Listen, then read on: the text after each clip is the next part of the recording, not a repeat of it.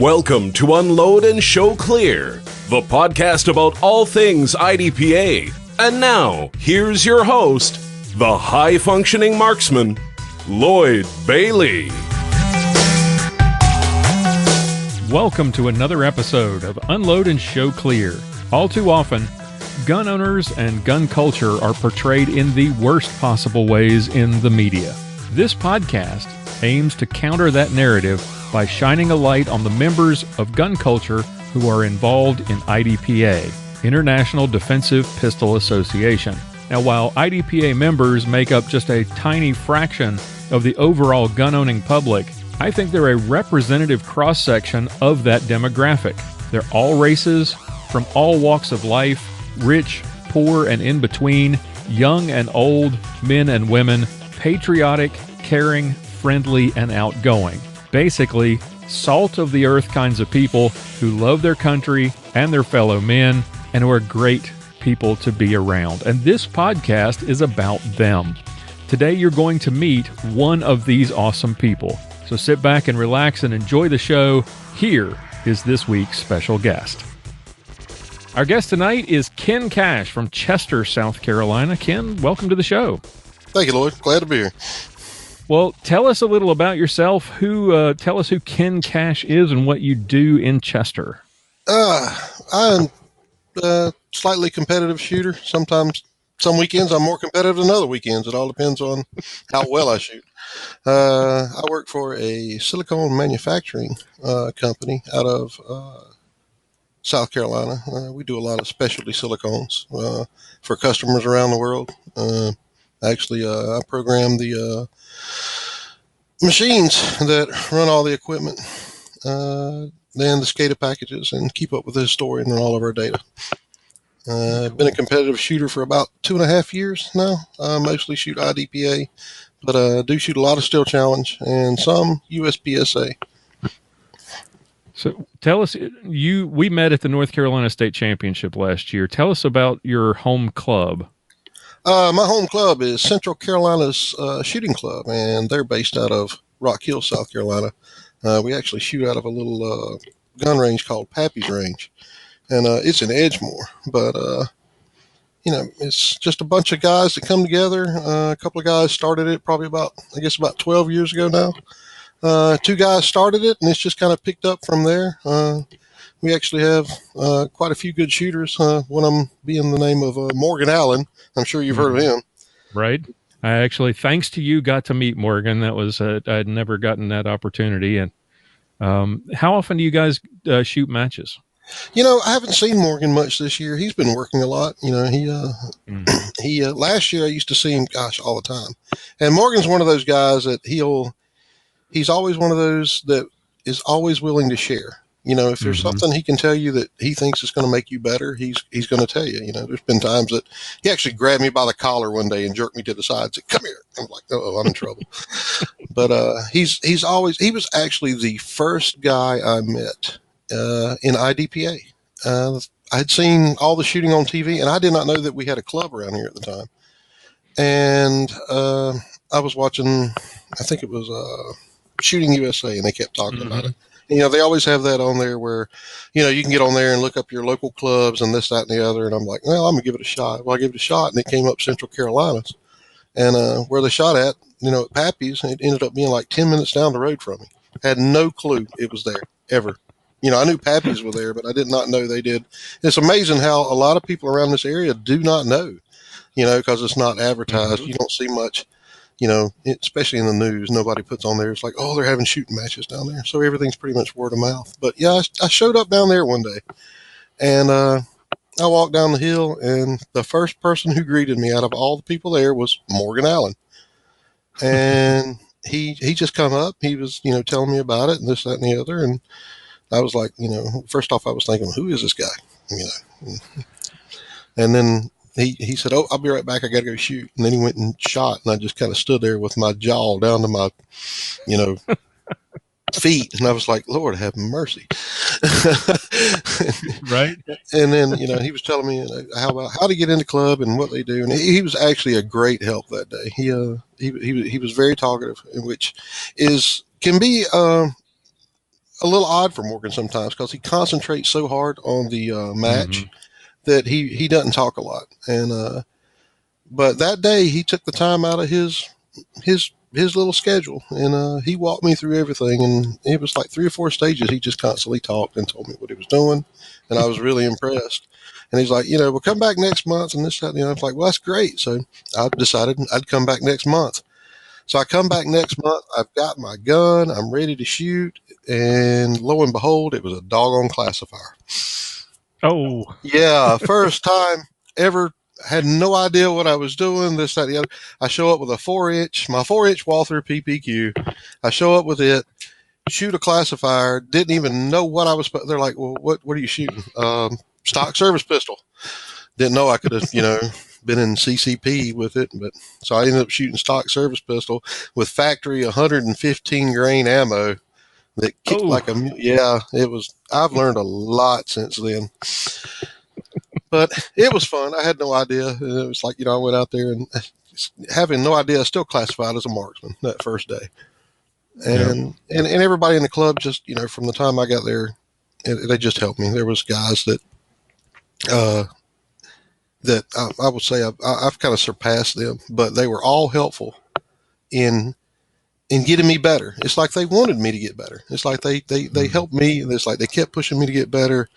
And I always get tickled now because now we've got some younger shooters, and they're always telling me, it's like, my goal is to outshoot you. And I'm like, well, you know what? And one time Morgan was there, and he had just shot before me, and I had to shoot after him. And the guy, he walked up to me, and he's like 20-something years old. He said, right now my goal is to outshoot you. And I'm like, dude, you need to set your sights on that man. I said, because if you set your sights on him, you're going to push yourself harder than trying to catch me.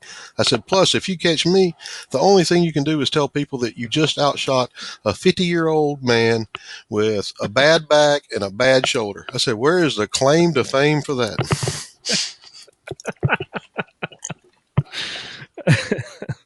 Now you shoot Walther pistols almost exclusively, right? Exclusively, yeah. I actually. What was the attraction to Walther? You know what? I was looking. I was always that guy who wanted something different. I didn't want to go with, everybody was shooting Smith and Wessons, everybody was shooting Glocks, and I was like, always wanted something different. And it started off before Walther. It was CZ. Nobody in the area was really shooting a lot of CZs. So I bought a couple of CZs because nobody else had them in this area. So I'm like, I'm going to shoot CZ. I like CZ. It's pretty cool, And, but then everybody's starting shooting CZs. So I'm like, here we go. So I was looking for a different pistol, and I had been shooting CZ P07 Duty, and it was a pretty good pistol. And it was the first generation, so it had some little growing pains. And trigger that first trigger pull was like horrific. After it went into single action, it was great. But that first, so I decided, I'm going to sell it. I'm going to try something different, but I'm going to buy it before I sell the CZ. So I was in the gun store one day, and it was Nichols' store in Rock Hill, South Carolina. And I walked in there, and their side of Walther. And I was like, man, that looks like a pretty good, nice looking pistol. So I told the salesman, I said, let me see it. And so he handed it to me. And as soon as I put my hand on the grip, it just had the feel. It just sort of melts in your hand. It melts in your hands. And, I had looked at Glocks. I'd actually thought about going, and getting a couple of Glocks, but I never have like Glock's grip in my hand. I don't know. It just digs in at the bottom, the angle. I don't know. Great guns. Don't get me wrong. I have friends that shoot them. Like I said, I have one friend of mine, Dylan Glenn, the masterclass shooter. He shoots them exclusively. Great gun, but it just does not feel good in my hand. Well, I picked up that Walther, and that was the end of the story. And it's been Walther ever since. And I actually called Walther because I like their pistol so much, and I asked them if they had anybody in the area that actually, represented their products, with shooting. He's like, and the guy's name was Kevin Wilkerson. He was director of marketing at the time at Walther USA. And so I shot him a couple of emails back and forth and this, that, and the other. He's like, no, this, that, and the other. And I just kept talking to him, and I kept sending, pictures and stuff of all the stuff. And I was like, well, I kind of like want to represent Walther. I didn't want to really step on any copyright or anything like that. So I asked him, I said, would it be okay if I put Walther on one of my jerseys? And he replied back, he said, we don't usually let, anybody but our pro shooters put Walther on the jerseys and this, that, and the other. But in this case, he said, I'm going to go ahead and allow it because, you sent me all these pictures. And then he said, I think you probably have more Walthers than what we have here at our plant here. So was there an interest in handguns before you started shooting competitively or how did you get? There's always been an interest there's always been an interest in guns. I probably started shooting when I was 5 years old. It was around here. It was probably, I guess, like in Texas, hunting has always been the big thing.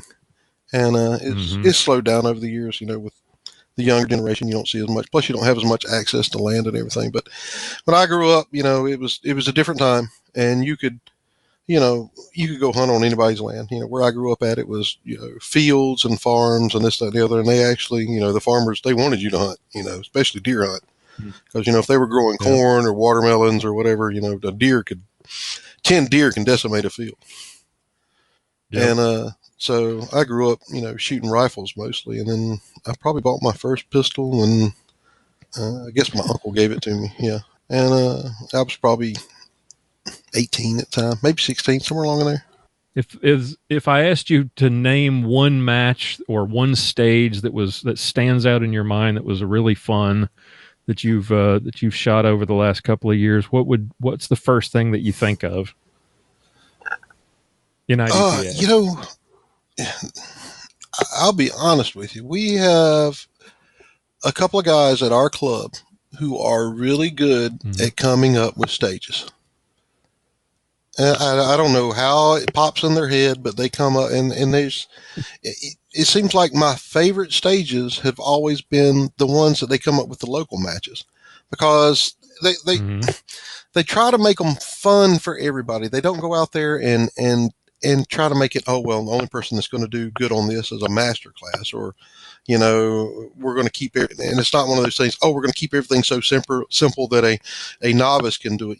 They try to land in the middle. They try to land, in the sharpshooter in mind with their stage design. So it's still challenging for everybody. Maybe not as challenging for some people as it is for others, but they make it fun. But Tom Schweitzer and Richard Hart and Chris Bucco, they come up with some really good stages at our club, and they make it fun. But I guess the best stage for me that was the funnest for me was at Spartanburg, South Carolina. They used to do an IDPA match down there. It's kind of funny with them. They don't do it anymore. My German Shepherd's barking through the door again. They don't do it anymore, and I don't know why, because they did a really good thing, but it was kind of funny because the guy sent out an email and he's like, we're not holding any more IDPA matches until attendance picks up. And I just had to stop and think. It's like, well, how is attendance going to pick up if you? Yeah, I never figured that out. It's like, so why don't you just say you're not going to do it anymore? But it actually put that out during the summer when it was like 98 degrees. Well, a lot of people don't shoot when it's 98 degrees, but especially in the Southeast. Here it's awful, and in South Carolina you've got the humidity is terrible. It's absolutely, if it's 98 degrees and you've got, our humidity around here very seldom gets below 50%. So it's usually, 50% or higher, but those days where it's like 70 something percent, it's just murder. It's like you could take a knife and cut through the air. It didn't bother me so much when I'm 20, but now I'm getting close to 50 and it's like, I don't want to go out there. I still go though. Yeah. Even when I had to wait for my back surgery for a couple of months because the way the scheduling worked, the MRI. So even, when I was hurt with my back, could barely walk, I'd still go shoot. And it didn't matter what the temperature was. It's like, my wife's like, you're going, so you might as well shut up. It doesn't matter if it's 98 degrees, you're going. And she's right. Yeah. But I guess the best stage was down at Spartanburg, and they had a stage set up, and actually I got a couple of good stages down there. But what I remember the most was we started off in a horse trailer. You started off and you was like right up at the front of, where the hay and everything is, and you were being attacked, and these guys were going to take your money and your horses and this, that, and the other. So, you had to turn around, and there was 3 targets right outside the door, and you had to put 2 to the body and 1 to the head, and they all had painted hardcover on them, and so it was kind of a limited shot. Yeah. Oh. And then you had to, and this got a lot of people. They had like a little curtain put up, and between the front and the back, and you had to go through the curtain, and then there was like 2 targets at the end of the horse trailer. This was one of the long horse trailers, and you had to engage them. But as you were going through the curtain, of course, you had to make sure you didn't sweep your hand. So a couple of people got the old sweep your hand, you're done for the day thing. Right. Even though you tell them, it's like keep your gun up high, put your hand low. When things are going on, people just they just forget. And then it was when you got to the end of the stage, there was 3 more targets out there. One of them was a max trap, and stupid me goes out there. The first one you had to shoot was the max trap, and I decided to put 3 shots on it when I should have put 2, and ended up shooting the non-threat, and it was terrible because the first 2 shots were zeros on the target, and still threw another shot at it, and then you had to engage like a swinger behind cover, and so yeah, it was really fun shooting out of that horse trailer. It was loud, but it was really fun. It was something I'd never done before like that. How often do you find yourself out practicing getting ready for matches? I try to dry fire every day. I got 2 rambunctious dogs, and one of them is my German Shepherd. He's my buddy. He's 2 years old, so he's still that young pup stage. He hasn't fully matured, so he wants to go outside every 15 or 20 minutes. So he makes me dry fire, because every time we go outside, I grab the pistol and I go out and dry fire, and he does his little thing. So I try to dry fire every day. I shoot a match just about every weekend. So, and then we practice on Tuesday nights at a place called Sportsman Inc. in Rock Hill, South Carolina. It's an indoor range. We practice there. Granted, we don't do a lot of movement, but you do get to focus on your accuracy. Right. And like I said, I shoot a lot of steel challenge, and I shoot a lot of rimfire steel challenge. And I love shooting steel challenge, but mainly the reason that I really do it is I can focus on my accuracy, and I can practice my transition speeds between targets, and it transfers to me over into IDPA. Because if I can switch from target to target 0.3, 0.4 seconds faster than I did, a month before, then I'm making up time. Right. So what is it about IDPA? What makes IDPA fun for you? What is it that keeps you coming back week after week? The people. Yeah. Mainly the people. There are a lot of great people in IDPA. I'm not saying that there's not, that occasional butthead that you run into, because you always got that guy. It's I SO'd at the Boone match this year, and everything was great, but there was this one guy that he comes up, and you have to go through the stage description and a walkthrough and this, that, and the other. Well, the starting point, I got to do the shoot house, which was a lot of fun. Mm-hmm. And we were starting everybody in the same position, and it was right outside the door, to the left of the door, with the fault line to the right. Mm-hmm. And even it didn't say in the stage description exactly where you started at, but we were starting everybody in the same spot, of course, so it's fair for everybody. Oh, this guy just kept on and on about, well, why can't he stand on the fault line? Because we're starting everybody right here. But you didn't say that in the stage description. I'm like, we're starting everybody right here, so it's fair for everybody. It doesn't matter if you're up against the fault line. We're starting everybody here. But I should be allowed to stand on the fault line since it's still in the start position. And he just kept, it's just, you always have that one guy. Mm-hmm. And it'll drive you up the wall. It's like, okay, dude, we're starting here. This is where you're shooting from. And then the funny thing about it is, he shot the stage, and he didn't do that great. He shot like a non-threat and forgot to shoot a target. And I'm like, and you were worried about where the starting position was? Come on, man. But the people are great. You are right. It was fun coming back and shooting North Carolina last year. And they put a pretty good match on it, but they made it tight though. They made you focus on accuracy with with the painted hardcover and everything else. There wasn't none of that. You wasn't going to rush through it. If you rushed through it, you were going to make a lot of mistakes. But 2 years in a row up there, we had great weather. The year me and you were there, It rained a little bit. It was cloudy, that day, but this year it started off a little bit cloudy in the morning, and I don't think it ever got over like 78 degrees the whole day. Awesome. And oh yeah, it was like 2 years in a row. It's like I'm gonna keep coming to this match, if it's gonna be 70 something degrees up here all the time. I'll have to plan me another vacation for next year. Yeah, I was hoping to do better this year, but like I said, I SO'd, so I shot on a Friday, and Friday we got up there and it had rained, and they used the 2x4 fault lines, and they had them painted, and they painted them instead of using a flat paint, they had used a like an enamel, and it got wet.